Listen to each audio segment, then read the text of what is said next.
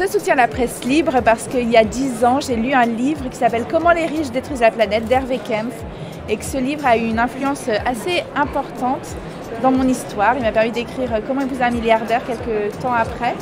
Et donc je soutiens la presse libre pour des raisons personnelles finalement. Et voilà, je remercie Reporter et je remercie Hervé Kempf.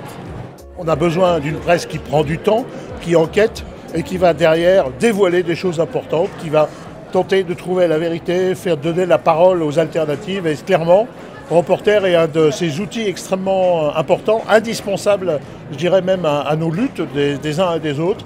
Et donc on a besoin de journaux comme Reporter. Il y a beaucoup d'articles dans Reporter qui sont des articles vraiment d'investigation, qui sont importants, qui jettent un gros pavé dans la mare et qu'on ne lit que dans Reporter. Pour moi, notre vraie histoire, c'est l'histoire des luttes. Et c'est celle dont parle et dont nous renseigne le journal Reporter.